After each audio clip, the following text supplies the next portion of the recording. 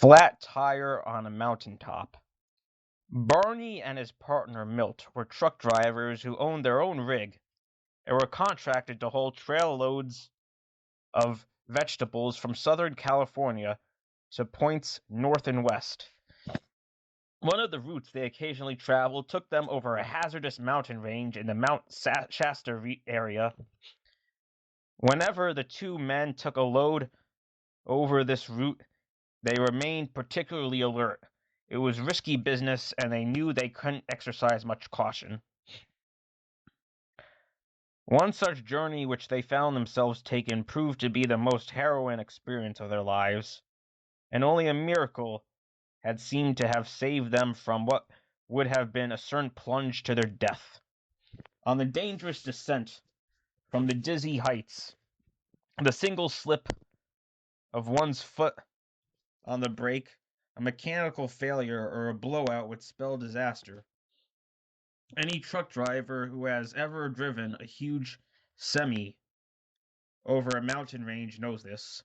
Therefore, the powerful tractor truck used for making such a haul must be in absolutely perfect mechanical condition.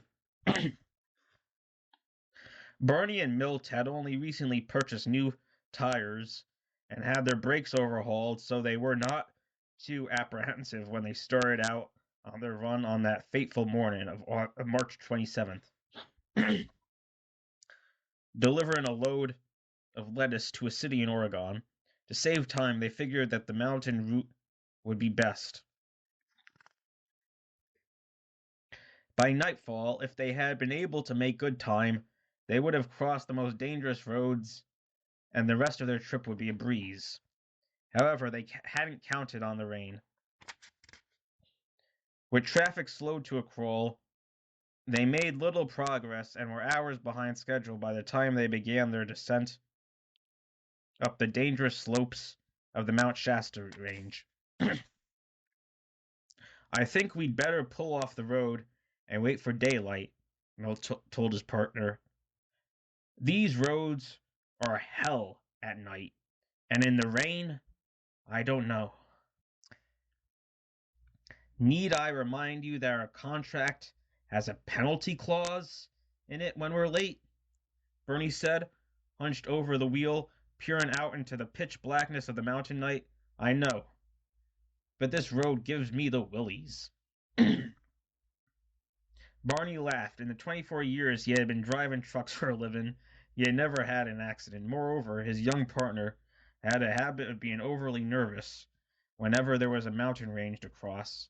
In fact, he was usually so nervous that he was unable to spell Barney at the wheel. This did not bother the older man. He had confidence in himself and the ability to pull through any situation, no matter how perilous. Barney attributed Milt's seemingly undue nervousness to his overwrought and hypersensitive wife. Ever since Milt and Betty had got married 2 years before, Milt had been showing her influence on him. Now that she was expecting their first child, it was worse. He would prefer to pass up a job or to make a long and costly detour rather than cross a mountain range. Betty, give you a hard time again before we left? Barney asked him. The young man frowned in the gloom but did not reply. He was thinking of the conversation Betty and he had had early that morning before they left. Betty had made a particularly anxious appeal to him to be careful.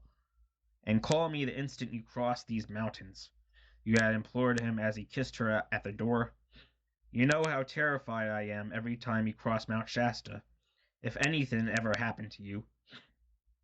Take it easy, honey, he laughed, trying to sound as though there was nothing to it.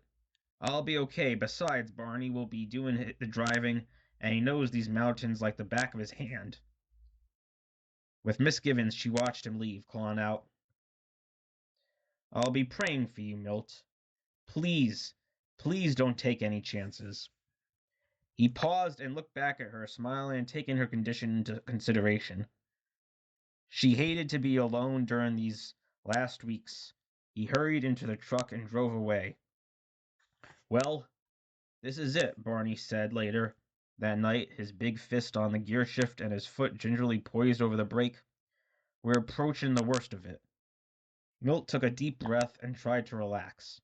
He tried not to think of the dizzy heights nor the dangerous, narrow road upon which they were now creeping along. You sure the brakes are okay now? I didn't like the way they sounded when we hit those puddles this afternoon. Barney darted a quick glance in his direction. Will you knock it off, Milt? The way you're talking, you're making me nervous too, he laughed grimly. And that was when they heard it. The sound of a tire blowing out. Milt tensed in his seat. Oh no, he cried. Barney instinctively maneuvered the huge shuddering rig to the side of the road and shut off the engine, put it in gear, and send the brakes. Which tire was it? He cried, without daring to look at Milt, until the semi trailer had stopped sliding and came to a standstill. I don't know.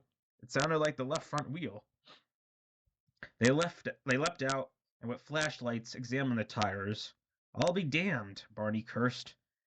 There isn't anything the matter. I could have sworn I heard a tire blow out. Milt, shivering in the chill wind, felt a touch of vertigo gnaw at his insides, and he realized they were 10,000 feet up and overlooking the winding mountain road far below, upon which could be seen the headlights of cars creeping along their cautious ways. I can guess what would have happened if there had been a blowout, Milt said. Look. Barney looked in the direction he was pointing. He slapped his partner's shoulder and said, Okay, so we didn't have a blowout, and we didn't go over the damn cliff. Feel better now? Just as Milt nodded, and they were about to climb back into the cab, the left front tire suddenly popped with a nerve-shattering crack and began to hiss. In astonishment, both men gaped at each other.